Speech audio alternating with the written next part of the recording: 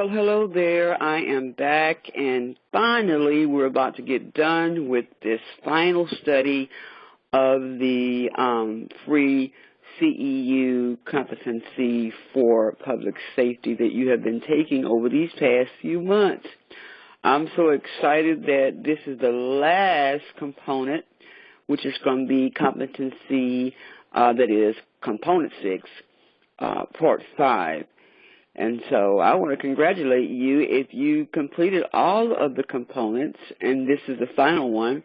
Congratulations, because guess what? I know it was a task for you to go back and listen, or that you have listened to each one of those.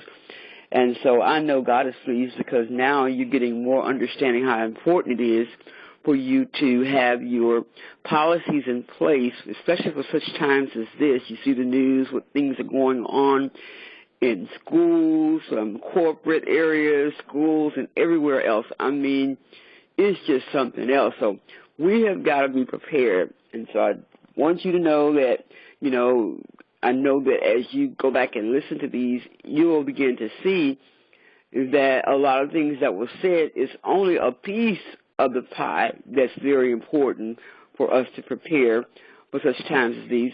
But you can at least attest that you do have some information that will help you prepare. So anyway, I want to congratulate you again, and want to jump right into this very short session. And as always, let me get my timer here because I'm hoping we can get right off of here quickly and get you to get your pen and pad ready to take some notes, because I am going to give you some overview of what the competency certification quiz is going to be about, so you can go back and kind of look at those different components so you'll know where to kind of look at to see what quiz questions may come from that particular component. And so about our component that's finalizing this certification, we're going to be closing now with issues that you need to be very aware of as it relates to overcoming some challenges that many times people don't want to consider to do the policy and procedures because they figure they don't have to do this or that for whatever reason. But as you have heard through these other different modules, you can hear clearly how important it is that we look at some of the, some of the deterrents that we have and some of the things that cause us to get into places that we regret later on because we didn't have the policy.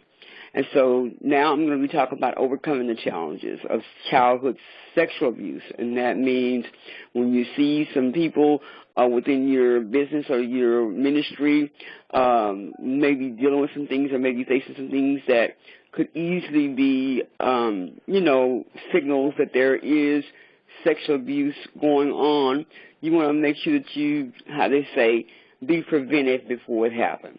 And so particularly I want to be real clear that it's important, especially daycares and youth serving ministries. Anybody that's dealing with organizations with children or ministry, youth leadership, that's dealing with these kids, you got to have these policies in place. So organizations and churches that are committed to this, guess what? The challenges are less likely to happen. But when you don't start working on strategies for policies, right now, anything the devil will try to throw at you, you got to understand that. So when challenges such as someone may come in your organization and maybe handle a child the wrong way, and then maybe the child may be accusing them of doing a thing to them, then that's the reason why it's so important for us to have these types of policy and procedures, test so you can know, am I really focusing on what I need to focus on, to build these types of policy and procedures for prevention. And so many times it depends on how large your organization is or how small it is, as it relates to how in depth are you going to be planning these policies and procedures. But it really doesn't matter the size or the type, that kind of thing. It really doesn't matter, because the main thing that matters is the commitment to do the policy. Because sexual abuse and all these other different types of areas that we covered, as far as dealing with people who come in and people that we may not even train in regards to sexual abuse or any public safety issues, this is where the problem comes in at, because you don't have a policy. And so it doesn't matter, you may be saying mine is small, or I don't see why I need that, because we're not doing this or that. But anybody that's having an organization or a ministry, especially where you are serving youth, it's not a question if, it's when you're going to make sure you sit down and start to develop that. So to avoid these challenges, you want to make sure that you don't fall into this place where you're not aware and, it just doesn't look good that you wind up facing these issues because you refuse to do the policy. So let's look at some most challenging areas that people fall into many times as it relates to child sexual abuse issues, but we want to talk now in this particular module about, the prevention. And so this particular module, I don't know what's wrong with my tongue today, this particular module, as we begin to look at and broadening it out about the different beliefs and the different areas that people don't think that there is an issue about in their organization or their ministry as it relates to sexual abuse and public safety, there's two broad categories that we need to look at for prevention. And the first broad category is beliefs, and the second category is structural issues. And so in the beliefs and the structural issues, what I want to share with you is just some areas that we've got to look at strategies that most ministries and organizations tend to overlook or need to overcome some of these false beliefs or these areas that they feel that they can, I guess, jump over or avoid because they don't feel like there's a need.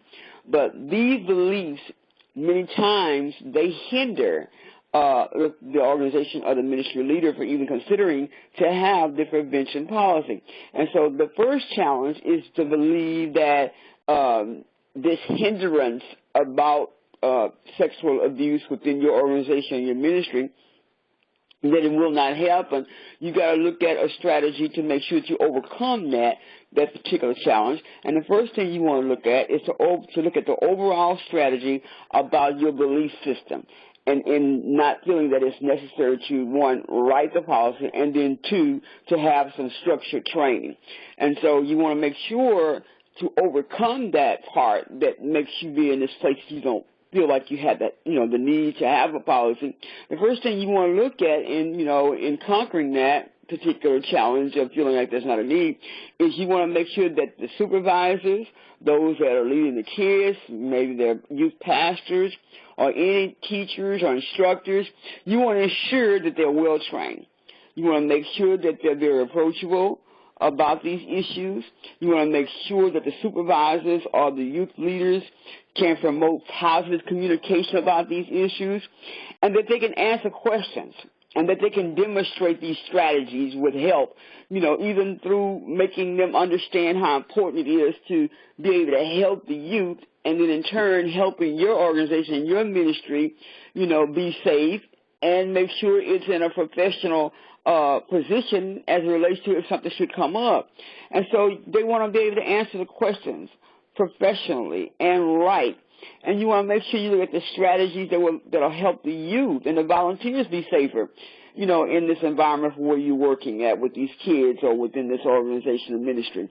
And you want to make sure that the consistent messages are conveyed by these individuals, so it won't be something that they just say, one person say something and the other one got a whole other point about the matter.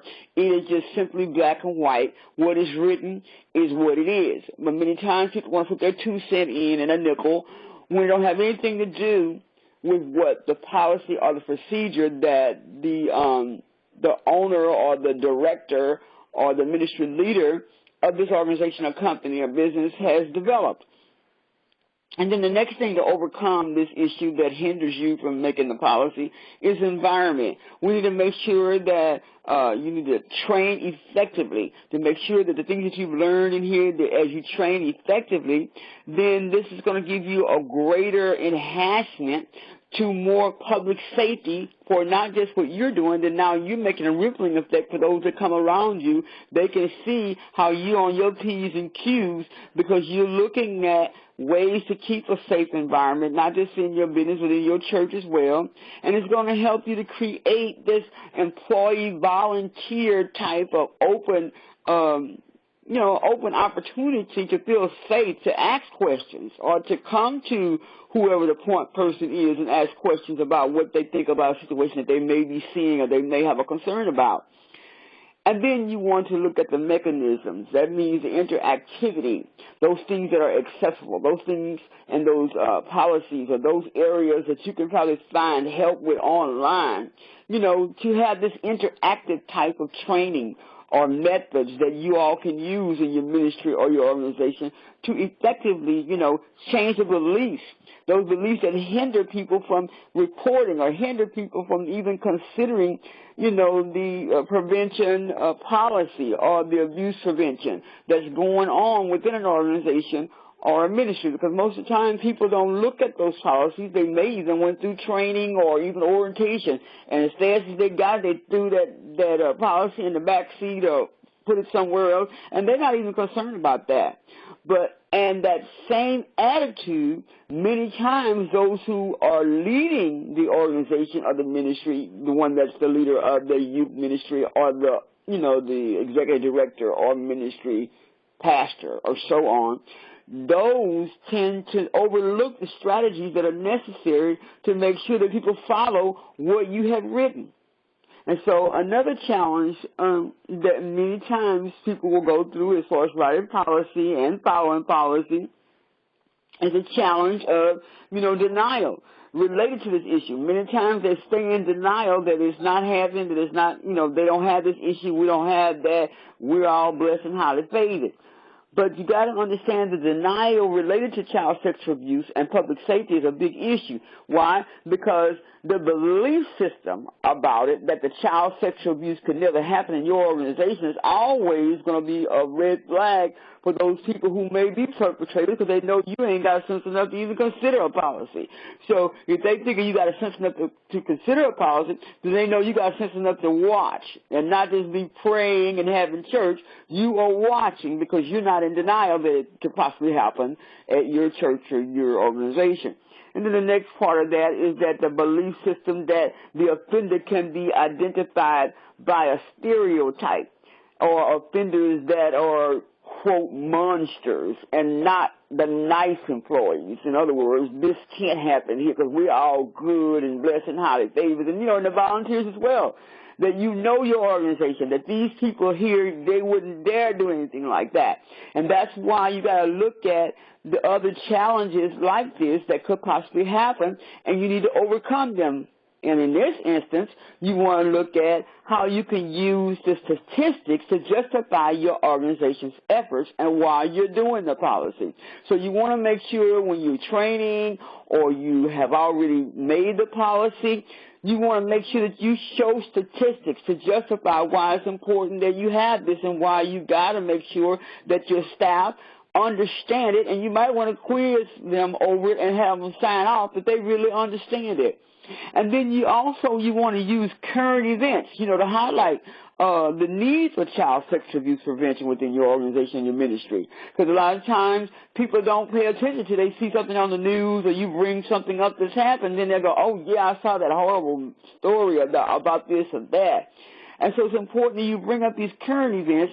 And then lastly, you want to present actual cases. That means personal stories, if you have to, within your own family or within your own circle, to make people understand how critical this is, and so they can be aware of the need for child sexual abuse and public safety prevention issues that can cause or make the offender that, to show them, in other words, to show them that the people who are perpetrators or the offenders are not easily identified by these stereotypes just because people are got these titles or, been the teacher of the year. They don't mean anything. We constantly are seeing these issues through the different school districts where these pastors, where these teachers are sleeping with these kids. And then, we might as well go and keep it real. We know some pastors are sleeping with their sheep. But my issue about this topic is just to make sure we understand you got to cover yourself. You got to make sure that you have the right policy and procedure, and that the people who you are writing these policies and procedures, that are working for you or serving you in your church or ministry, that they understand the policy and procedure, and that they can tell you back when you ask questions what a certain part of that policy means. It's important. And then the other part is that many times people will fear. This is another cliche. They fear that the people will think something is wrong within their organization or their church if they focus on this issue. And so most of the time, these particular denial areas that cause people to get into trouble and won't write policy is because of that issue right there, too. They think that if we do this or talk about incest or bring up anything about abuse when you got this young guy or young girl over a youth ministry and you haven't did your homework, for all you know, they may have gay and lesbian tendencies, or they may have issues with pornography. You don't know if we don't do the proper check. Many times people are just getting people as being organization ministries for help purposes, but they're not looking at the bigger picture, which can really be a serious matter as it relates to dealing with youth and or becoming youth leadership.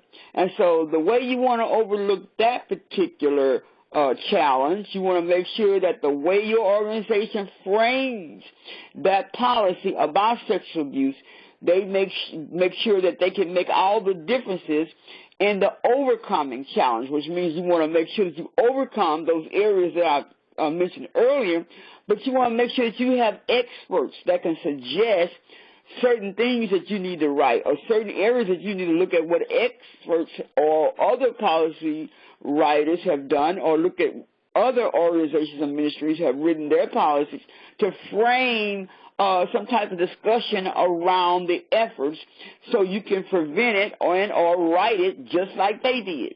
And so, for instance, you might want to frame stuff around the abuse, such as, how to enhance that organization mission to nurture and protect the youth.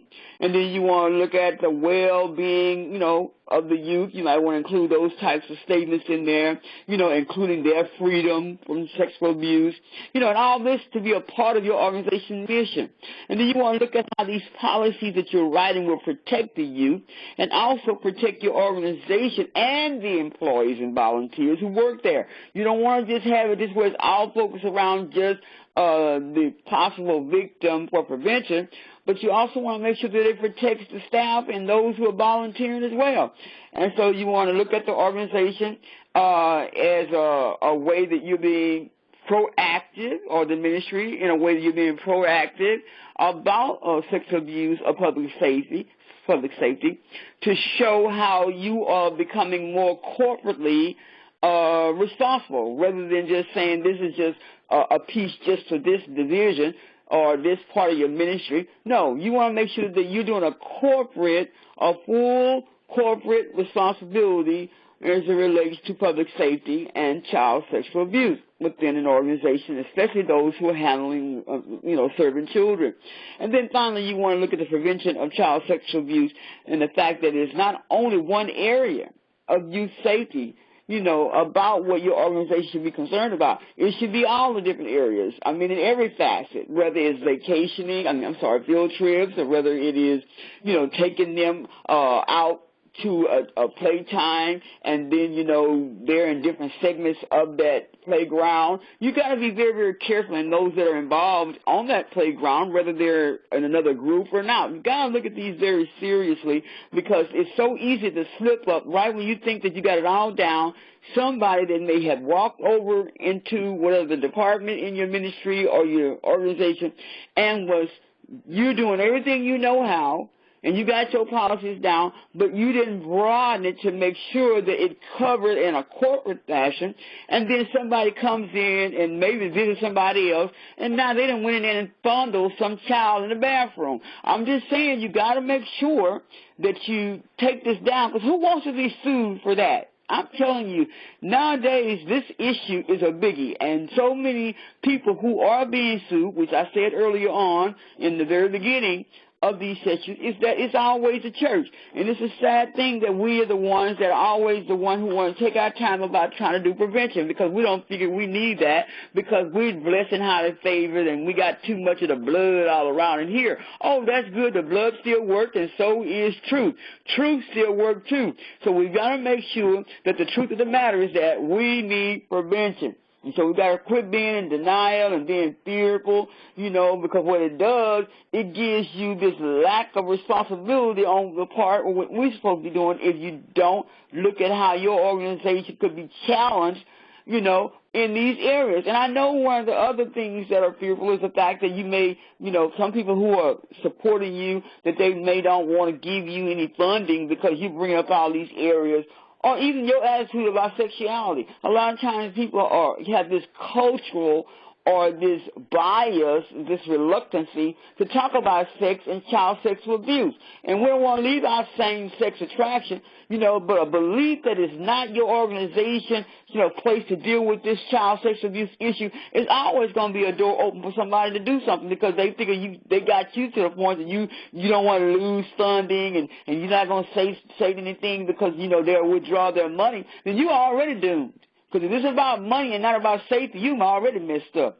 But because many of people today fear, the hand of man, what they're going to do, or draw back, or fear of being rejected or not being supported, this is a big challenge. And what this does, it not only applies to what could happen to just your ministry or your organization, but this applies as far as being sensitive or being drawn back because you figure, you don't want to talk about these areas of same-sex or cultural diversity, but these areas as a whole, this is a challenge, and particularly a difficult one to overcome. And that's why we've got to make sure we talk about these areas. But you got to make sure that these issues get discussed regularly in your ministry, in your organization, especially in your training, about the cultural diversity and the areas where people don't want to talk about same-sex issues. When it's going on, many of these kids, these little children, are dealing with same-sex issues. And so you're not paying attention. Now you're going to get a lawsuit slapped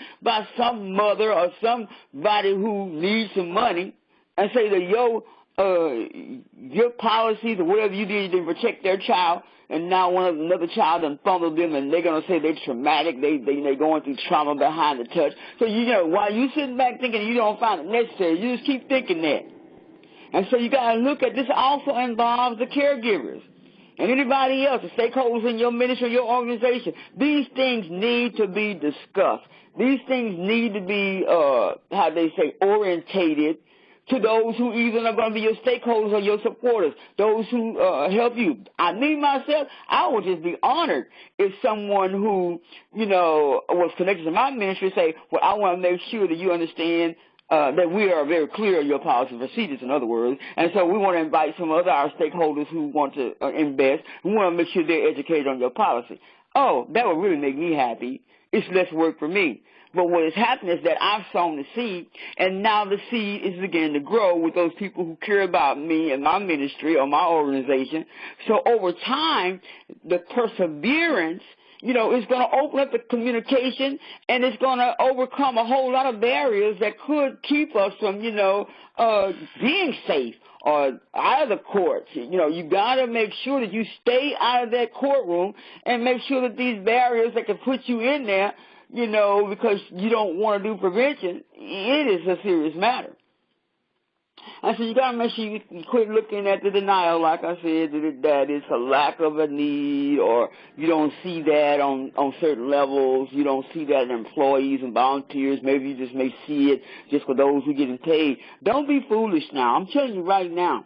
If you look at it in a facet that some areas in your ministry don't need certain policies and this and that these issues, you truly got them under control as far as management is concerned, but your unwillingness to deal with this policy writing, to deal with it on a broader scope so that both the volunteers and employees and all those who are working for you are volunteering. This is very, very serious, because the denial is particularly true when those people who begin to work for you can see that you don't have any concern, many times, like I said, it just ripples right over to the very one you would least suspect it.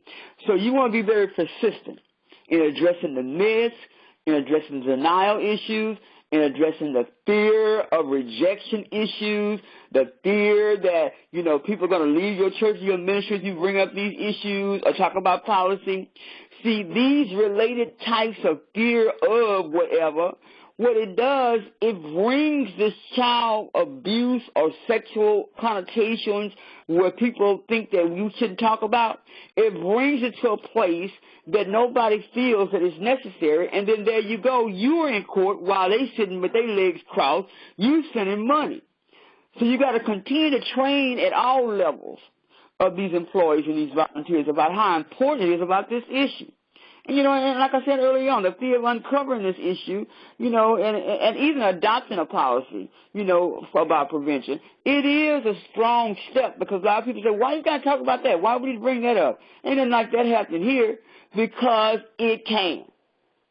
And so I just wanted to bring that out about these different areas that people are being challenged with, that can hinder, the safety, especially when I say as it relates to people that are working for you or handling kids.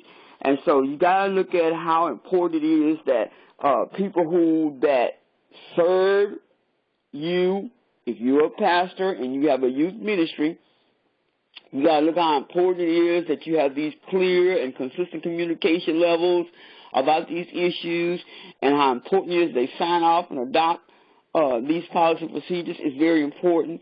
And you want to create, as I said before, you want to create an open line of communication to make sure that everything that you're talking about is related to what you've been taught over these 6 modules, how important it is to you, for you being the leader of this organization, because God has put these people to your hand, that prevention is important to you. And that between those people that come in, your stakeholders, your caregivers, your parents, everybody, you are holding responsible to adhere to your policies and procedures regarding these matters for public safety. And so partnerships are important in overcoming these challenges.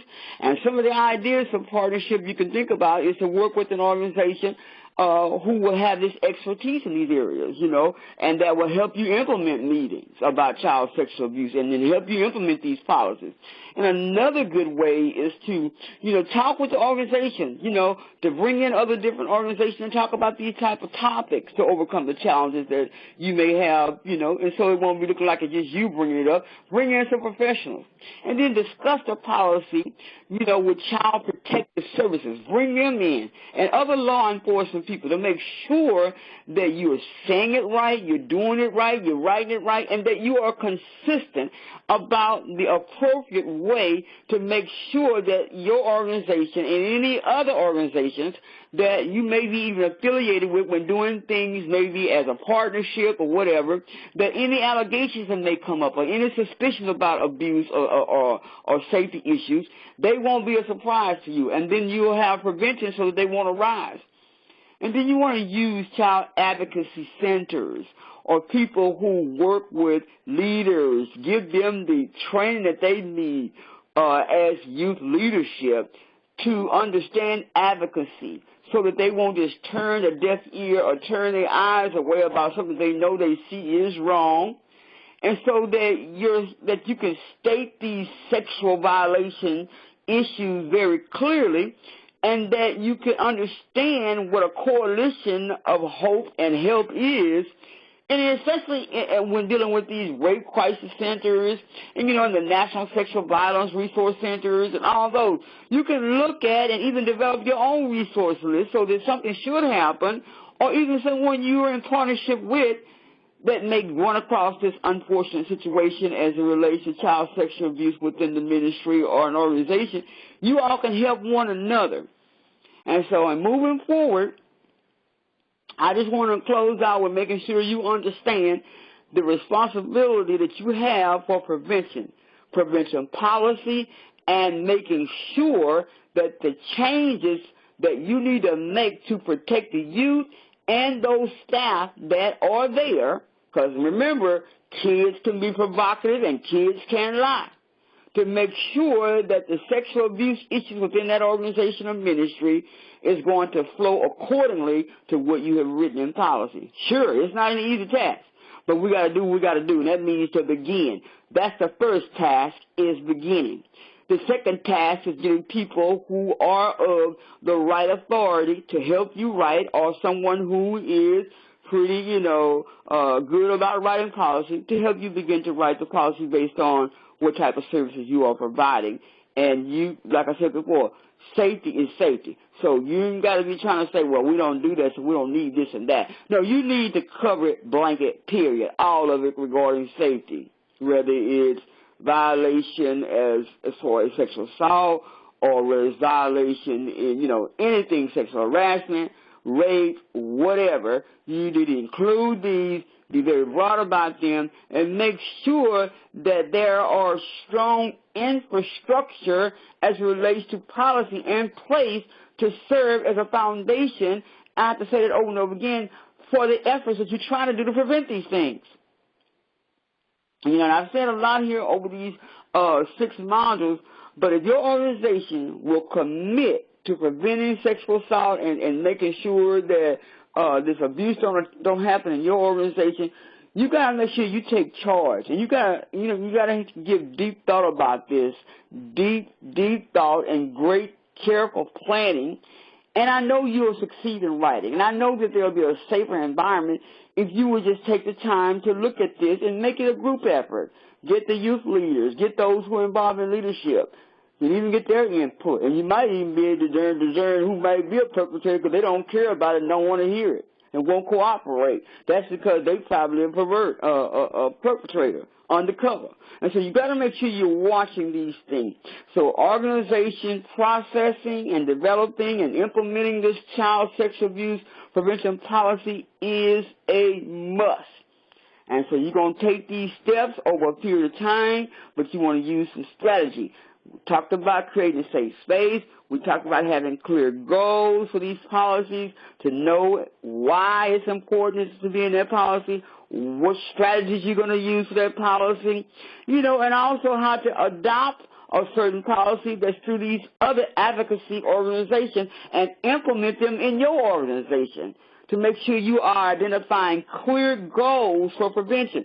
And so you got to know why a certain policy or strategy is going to be real important for you to start practicing to protect. And you also want to make sure that you adopt and ensure your staff and those that are serving these youth underneath you or within your church, that these are very important, that these goals have to happen as far as prevention is concerned. Why? Because you want to create a process that's going to bring safety within your organization, your ministry, that will both bring safety for staff, the child, and to help develop the child in a way that they can feel safe in the environment. So developing these prevention policies and practices and procedures is a must. And so I'm going to close out with my final comment before I go over the quiz questions. You need to develop this system right now. I'm asking you, in Jesus' name, develop the system, track any allegations that may be going around right now, evaluate your policies, do your internal assessments, maybe every 6 months to see, is there any comments or anything that could be going on. You got to evaluate your policies and see where you need to change things based on the laws of the land when they change. And then you want to include appropriate policies on prevention that could give you a specific document that you could begin to make for any changes or anything new that you want people to sign off on. But you got to look into these modules that I've given you earlier on and start looking at resources for victims that may wind up getting hurt for whatever reason, as far as safety is concerned, public safety. And as well as these policies, you want to start trying to go online and maybe get with, like I said, some advocacy groups and create a checklist about your planning to prevention, for prevention against abuse of any kind and as it relates to safety. And so that's all I want to talk about today. I want to make sure you begin now getting with someone to help write that prevention policy and to have you a prevention checklist as it relates to prevention. And so now I want to back up and begin to give you, beginning at Module 1, I want to go ahead and share some areas to go over on the tapes that you've heard, beginning with the Module 1 tape. You would want to make sure that you look at a couple of areas so that you can pass the quiz. So the first area you want to look at is looking at the first part of that module was who and what will you find in a report as it relates to the competency for dealing with, screening the employees that you're hiring to work in your facility as it relates to your policy with prevention. And then I want you also to consider studying for the quiz on, who should be screened. Who should be screened as it relates to selecting these employees and these volunteers to work in your organization or ministry. And then the written application portion of it when you're actually writing or preparing to write your your policy. There are specific questions that you should be asking. So you want to look at that written application and what types of questions you should be asking in that Module 1. And then in then on Component 2, like you said, module. Then in Component 2, look at the guidelines on interactions between individuals. You want to make sure you start looking at the ratio of employees versus volunteers in the youth. You also want to look at the one-on-one interactions, what you need to be understanding your goals and your policy and procedures about the risk factors as far as you creating strategy within your organization to make sure that, how many individuals should be, the ratio with a youth as it relates to safety. And then the risk of interaction between youth. Remember I talked about how sometimes these youth are being funneled, so they'll start funneling their peers. So you got to make sure you look in that area as it relates to risk of interactions between youth. And then, I guess I'm on number 3, huh? And then on Component 3, we talk about monitoring behaviors. Okay, and one of the areas you want to look at for the study quiz is the critical strategies for monitoring the behavior, which means that responding to what you have seen, what you observed. You want to look in that area for the quiz. And then Component 4, we talk about ensuring safe environments. And so you want to look at the critical strategies for ensuring safe environments. When we talked about the visibility, we talked about the privacy, when they're toileting, when they're going to the toilet or showering or changing clothes, that kind of stuff. So you want to look at that area. And then in Component 5, we talked about critical strategies about responding to this inappropriate behavior. We talked about breaches in policy and allegations and suspicions about child sexual abuse. So you want to look at those different areas that I talked about. I think I covered maybe 2 areas that I was sharing about how the organization can set these responsible expectations for responding when they're developing their policy. And I talked about 2 particular areas that you should be I'm just really getting tight-toned here lately. Defining your inappropriate behavior in your policy. So you want to study in that area as I discussed about those critical strategies. And then, and that's all on Component 5. And then finally, Component 6, we talked about training about child sexual abuse prevention, which is very important so you can you can understand as you go back to Component 6 about us talking about how to decide. What is wrong with my tongue today? The devil's playing crazy. How to decide if your organization wants to use a frame of issues to talk about, healthy sexuality, the rights and responsibilities that we have, those kind of things that you need to be preparing when you setting your goals for the training. Those measurable goals that I talked about, how you planning your training to meet the goals and how you're going to evaluate the goals. That's going to be in component 6. Some of the quiz questions are going to come from there. And, of course, the training techniques. We covered that, some areas that you need to understand as far as the delivery method is concerned, the frequency, the interactivity, which is very important, so that people can understand when you're training someone, interactivity is very important so they can have skill building.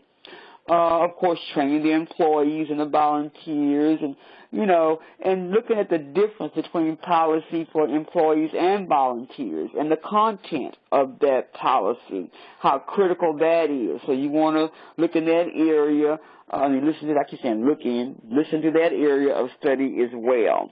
We also covered healthy development for the youth in that component. We also talked about handling the disclosures. That's very, very important because you got to teach those people who are working for you what they should and should not say to the person who is saying that they've been violated, what you cannot say and what you should say as far as disclosure is concerned, depending on how you wrote that policy. That's very important. And, of course, the content for your caregivers, the critical content about that information that's going to be in your policy about child sexual abuse information. And then let's see what else is final here. And then finally, as I just covered, you want to talk about some areas that's important for you to look at the beliefs versus the challenges that we have, the belief systems in our mind that we feel that could hinder us if we wrote a policy versus strategies that you need to use against those challenges that's caused you to be delayed from writing the policies. I went over some of those, talking about how you need to ensure that the employees are well trained, and looking at some of those structural issues. I talked about those 2 broad areas. That is the structural issues, and I talked about beliefs. And that's what we closed out with in this last module. Remember, most of the time, these challenges will come and hinder people from writing policy, and a lot of it is because they feel like that they may have inadequate resources. They may lose some money, or they lack the time to do this thing, or they lack the personnel to do this thing, or they lack the expertise to write these policies. But you are held responsible. Your organization is held responsible to make public safety a priority.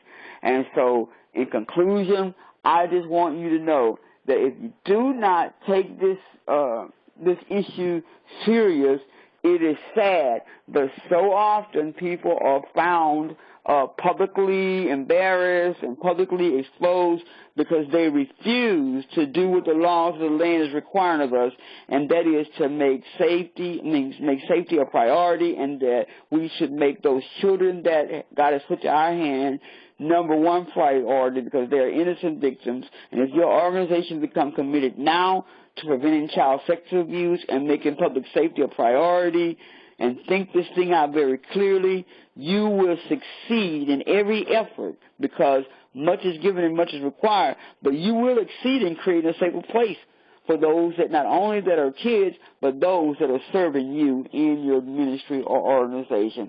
Keep up the great work. I pray that God will continue to bless you and help you write your policy and write your checklist so you can have prevention and making sure that prevention is a priority. God bless you. I pray that this has helped you and hope that this test will be easy for you to pass. Now this. If you're going to take this certification, remember, I will need to hear from you. The test will not be until sometime in probably November, but you will get an email giving you a heads up so you can begin an opportunity to go back and listen to all 6 of these components for the quiz. And then after you have completed those 6 components, when I give you the date for the quiz, I will need to hear back from you if you plan to take this quiz based on the certification requirements, which means that you will get a certificate of competency with these full 6 hours of completion. And the other thing, I will need from you, you need to understand, is that I'll have to have a quality assurance evaluation of the segments that you received. If they were a blessing to you and they helped you, I need you to grade this training that you received via the internet here and on my form that I will send you when you're ready to take the quiz. And I'll also need you to tell me if you're going to get the certification, I'll need you to tell me the way you want your name spelled on it. So you will get a form with those details for you to fill out. I will need the evaluation form as well for my quality assurance internal report, and I will also need you to take the quiz. So on this email and or on this YouTube description, you will see the phone number to contact me and or email, and you may email me any questions that you may have there. And God bless you for working with me as I was so diligently to get these out, and pray they have been a blessing to you. And thanks so much for forwarding these to those that you know have need of it. God bless you.